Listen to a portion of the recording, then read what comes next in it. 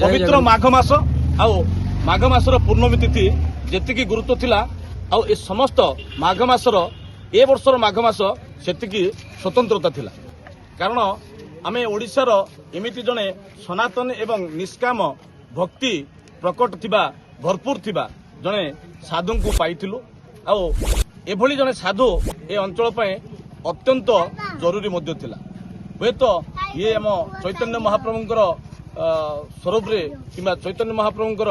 अंश विशेष रे आम अंचल को पदार्पण करचंती एथिपई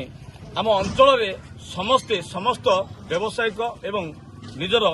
प्रोफेशनल लाइन को छाड़ी ये 3 दिन एकाकार होइतिले ए भक्ति मार्ग रे अष्टप्रहरी कार्यक्रम थिला वृंदावन चंद्रपीठ माकवासाई वृंदावन चंद्रपीठ ये हूँ रायगढ़ जिला दक्षिण ओडिशार ये स्वतंत्र जगह जहाँकि पद्म तीर्थ मध्य कह जाए कारण ये देवादेवी जेतिकी कीर्तन भक्ति मध्य सेतिकी रही आभलिया भक्ति को पुणी मॉडिफिकेशन करने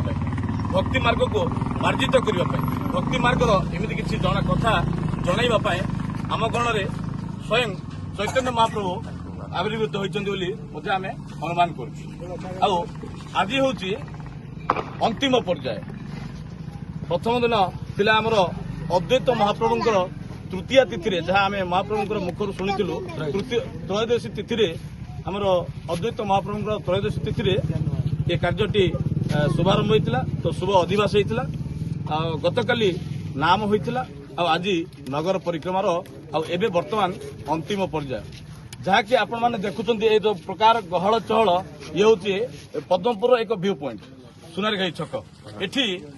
एते मात्रा भिड़ अच्छी महाप्रभु को मेलाणी देवाई माने गोटे सेकेंड भी महाप्रभु को कौन ना कौन दिग को किए भ्रमित होना केवल महाप्रभु ऊपर समस्त नजर रही महाप्रभु केमती आशीर्वाद पाइबी से आम ये अंतिम पर्याय महाप्रभु किसी आम गाँ वार्ता एवं आम धर्म अनुष्ठान गुड़िक वार्ता एवं ये संकीर्तन संस्कृति किसी वार्ता प्रदान करवा जय जगन्नाथ जय जगन्नाथ समस्त को मोर अंतर प्रणाम प्रभु पाखे प्रार्थना करुच्ची आपण मानकर जो भाव भक्ति रे नाम संकीर्तन करुँच मु बहुत जगह कीर्तन करी बहुत जगह को जाइछि किंतु पद्मपुर भली जो सम्मान जो भक्ति वैष्णव मान प्रति जो निष्ठा सेवार मनोवृत्ति जो पद्मपुर ग्रामवासी मानकर मु निजको न्यून मन करुच्ची जे मु ये सेवार योग्य नुहे बोली तेणु मु बहुत खुशी माने मु अंतर साधुवाद दूची आपण मानकु जे बहुत आनंद लगिला आमर पिला माने सब आसिले कीर्तन करिसेंती आपण मानकु आनंद देइचंती कि नाही मु तो कहि पारुनी किंतु आमे चेष्टा करिछु आपण मानक मनरे भगवान प्रति भक्ति भावना उज्जीवित करवा तेणु आज आम नगर संकीर्तन सारी एबे बाहरी आम आमर बासस्थान को आम भक्त मैंने सब आसी आम सांगरे बहुत मात्रा माने एमती एत भक्त आमको आसी विदाय दबार कौटी मु देखनी कि माने हेनी आगू कौन हम मुझे जानी जहा हो समस्त पद्मपुर भक्त मानू मोर अंतर साधुवाद भगवान भगवान पाखे प्रार्थना करुच्ची साधुगुरु वैष्णव पादरे तांकर मन रहू कृष्ण भक्ति हृदय जागृत हो सर्वे बोल आनंदे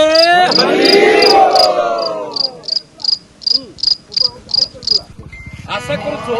साधुंकर एभली स्वतंत्र बाणी द्वारा आम अंचल निहाती भाव एक स्वतंत्र परिवर्तन आसिबो एवं ये कीर्तन मार्जित हेबो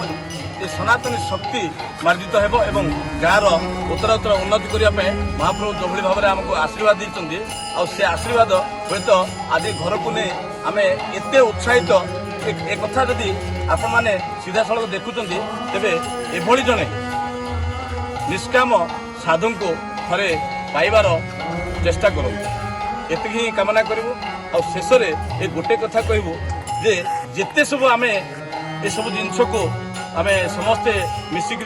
किसी तो आम करनु बोली कहीपर किंतु ଆମକୁ ଏଭଳି ଉତ୍ସାହିତ ପ୍ରସ୍ତୁତ ହେଲା ମହାପ୍ରଭୁଙ୍କର ସେ ଦିବ୍ୟ ଆତ୍ମାରୁ ବାହାରିଥିବା ଶକ୍ତି। ଆଉ ସେଭଳି ଶକ୍ତି ଆମ ଗାଁରେ ଯାହା ବୁନ୍ଦାଏ ଟିକେ ବି ପଡ଼ିଥିବା ଅନୁମାନ କରୁଛୁ। ଯଦି ବି ଏ ସେବାରେ କୌଣସି ଏ ଅଧମମାନଙ୍କୁ ଭୁଲ ତ୍ରୁଟି ରହିଯାଇଥାଏ ତେବେ ଅଧମମାନଙ୍କୁ କ୍ଷମା